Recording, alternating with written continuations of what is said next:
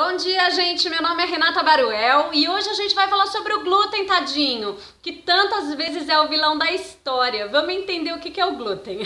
O glúten ele é um composto de proteínas que tem em determinados alimentos, como por exemplo o trigo, a aveia, a cevada, o centeio.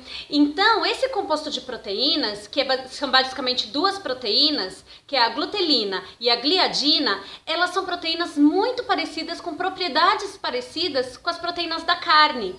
Só que não tem os fatores ruins que tem a carne, como por exemplo toxinas, o ácido úrico, o colesterol. Então, ele é um fator importante do nosso alimento. Fora isso, o glúten ele é rico em vitamina E, ele é rico em várias vitaminas do complexo B, ele tem cálcio, ele tem potássio, ele tem fósforo. Então, o glúten ele é um fator importante do nosso alimento.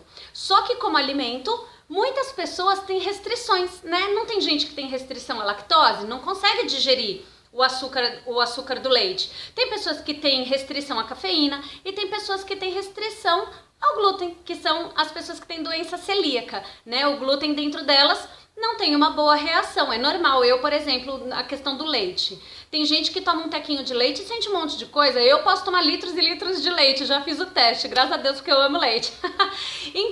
Então, como um alimento, eu tenho que entender que não é todo mundo igual. O que para uma pessoa faz mal, para outra, o corpo dela consegue absorver, consegue digerir, consegue quebrar aquele alimento sem problema nenhum, né? Agora, o que acontece? Não, mas eu tirei o glúten da minha alimentação, eu emagreci, era o glúten que engorda. Não é, né? Porque a grande maioria dos alimentos de alto índice glicêmico tem glúten. E aí o que acontece? Eu como aquele alimento, o meu índice glicêmico aumenta, injeta insulina e eu entro naquela loucura da minha curva glicêmica. Então, quando a pessoa não tem um hábito tão saudável, que a alimentação dela tem esses alimentos de alto índice glicêmico, ela vai tirar o glúten, é óbvio que ela vai emagrecer. Agora, por exemplo, eu tento ter uma alimentação saudável. A grande maioria dos meus carboidratos, mas a grande maioria mesmo, são de baixo índice glicêmico. Eu tirar o glúten não faz diferença nenhuma. Porque os alimentos que eu como que tem glúten, por exemplo, como a aveia, que é um alimento excelente, gente, ninguém pode falar que a aveia faz mal, a não ser que a pessoa seja celíaca, né? Então, se eu tiro os alimentos que tem glúten da minha alimentação, não vai fazer tanta diferença assim.